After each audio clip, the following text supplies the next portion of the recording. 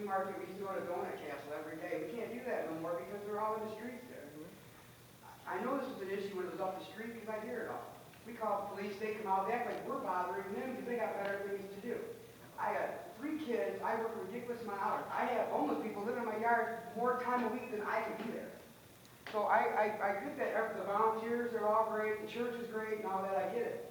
But when that door closes, it doesn't matter what time it is, broad daylight, going through the mailboxes, urinating on the wall, drug deals. The guy in the wheelchair was there for months. It's like he sits there and they all come to him and they go out. They know what we're doing in the neighborhood while we're sleeping.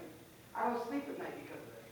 So I don't know, I get that there's homeless people. I'm going to be homeless if I can't keep my job. I work, I pay taxes, I bust my ass. Sorry. Where's our rights? I'm so tired of hearing poor me for this guy. Well, what happens to this guy? This guy comes in, he's a drug addict, he goes in, sees Miss Rickman. She puts him in the program, it comes time for him to go in, he doesn't show up. Process starts all over. I feel sorry for that guy. He doesn't want to help himself. He's there for the free meals, to wash his shit, and leave. So I apologize if I'm a little emotional, but I can tell you stories from going for a car 2 nights ago. We had to call the police to get a guy sleeping behind my garage, trying to cover himself up with my daughter's pool. My dogs are going nuts. What's going on? I walk out there. Now I feel uncomfortable. I feel threatened. And what? Do I get violent? Because he's going to get violent. I'm telling you, I got there. The confrontation's been crazy. They stand there at the wall, leave their garbage, their drug paraphernalia, everything right there. And I'm there. I throw it back over the wall. Miss Rickman, everybody else can vouch for it. I had to go over there and talk to them. Had to almost get in confrontations with them because they're throwing shit over the wall at my kids. How is that cool? So I don't know what the right way or wrong way to say it, but I feel bad for them. I get that. But until when it was up the street, they had a problem down there by Dollar General. All they just move up the street to here. Wherever they move, it's going to be another problem. When are they going to start stopping these people for what they're doing? So like I said, I keep finding it hard for all the people, but think of my 10-year-old that won't go out of the house. I'm trying to move out of the city that I've been in for 10 years. Grew around this my whole life. I don't see how the homeless people take precedence over the ones that want to live there and take care of their stuff, work every day, ridiculous amount of hours, take care of their family, and it's okay because he's got rights, she's got rights. Where are our rights? Where's us? That's fine. So, I don't mean to get emotional, but when it comes to my kids, it's crazy, you know? And they don't have no decency. They yell at you, hey, your property, you don't worry about it. You call the cops 2 nights ago, they come out and act like we bothered them. So, please take care of the situation.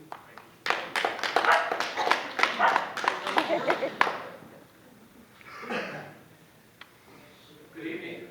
I'm Reverend Dr. Richard Siley. I've had the great privilege and honor of serving as pastor of St. John's Lutheran Church here in Taylor for the last 24 years.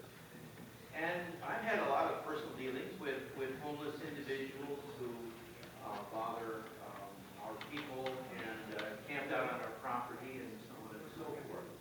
At the same time, our congregation has participated in ChristNet, and I think that's a priceless opportunity, because what so many homeless people are missing is a connection with other people in the community.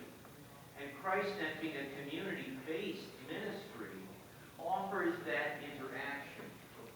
Now that's very different from a bureaucratic service, which might be provided by professionals who are there for a few years and then they move on. They may have a checklist of things to do, which comes between them and getting to know the needs of the individuals that are down on their luck.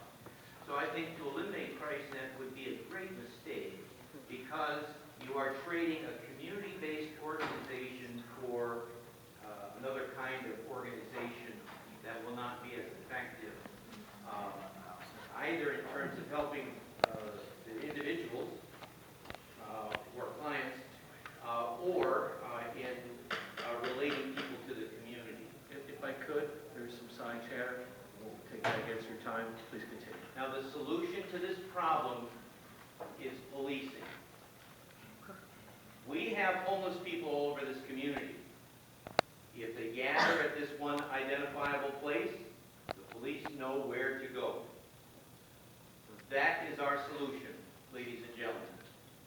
Allow ChristNet to do their job of helping individuals who seek help, and let the police deal with those who trespass and litter and threaten and intimidate. That's the right order. And I'm hoping the council will recognize this order, allow ChristNet to continue its work, and deal with the individuals who are harassing people in their neighborhoods. Thank you very much. Thank you. Please come forward. Hi, my name is Renee McKay. I've been volunteer for many years for ChristNet. And listening to the whole thing, it's all so much sorry tonight. But there's a couple of things I can't heard. Number one, about the children. Or the veterans that come to ChristNet. They're afraid, concerned about going down and work with the VA. And I work with military veterans all the time. ChristNet has done so much in the time that I've been with them. It's been quite a few years now for this veteran. That sometimes we forget about them, and we shouldn't. I think you do. When it's talking about the systems. But ChristNet will work with the social workers. They will work with the VA. That will work for veterans, which I'm very involved with. And they will help them get to the right result, to help them with housing, the medications, the PTSD that some of them are living. And these are young people. They're not all like myself. I just lost a nephew a week ago, the PTSD. Alcoholism is bad. And we see that come in right now. He didn't live here, but it's all over the country because I work with that and I see it. I see our children come in from all over, not just from the field. The tailor is walking them in to ChristNet. You see they have clothes in community clothes closet. You see them get meals. Should it all happen all the time for all of them? Absolutely. But sometimes it doesn't. So I really hope, persons of thought, like you did think about, if we close ChristNet. Please come forward. You can speak. Sorry. Good afternoon. Good afternoon. Sonny, Chair, I need you to ask your colleagues, was there any email from Wayne Metro? If it is, the person has to come forward at this time and recuse themselves for emailing because it's a conflict. Because people are saying 90 days. If any of you, please come forward and tell us that you guys will recuse yourself from this vote. Number one. Number two, throughout this meeting, you guys have been violating the open meeting rights. And I've heard...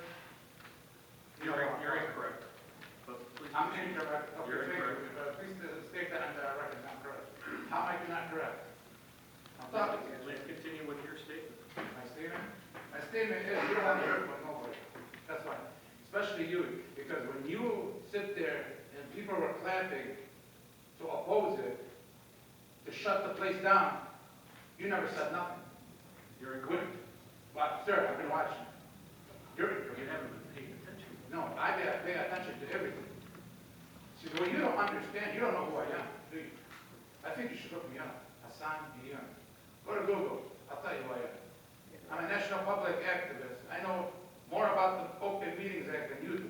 I don't believe so. Oh, I promise you I do. Then what do you know? What do you know about the Robert Rules of Order? You put a motion, Chair, let me ask you something. You put a motion to approve. You don't put a resolution. This is helping the discussion. Sir, you can't, I got time. I got time. Your You can't comments, answer my hold on, question. your comments are not germane to what is before. I can sit there, say anything I want. I got 3 minutes. I'm sitting there talking about this meeting. Throughout the meeting, we're talking about what you said. I will let you do another 1.5 minutes, but sir, you are so incorrect, and you have been the most rude person that has been here. Because I'm Lebanese, is that what you're discriminating around? What are you discriminating against? What is it? I come here to support my Christian brothers. This is what you do to me? You're criticizing me because I want the place to be open? Go ahead. You've got a minute, 10 seconds. Minute and 10 seconds, you interrupted me.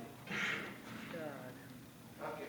Put a motion on the floor, suspend the rules, take roll call.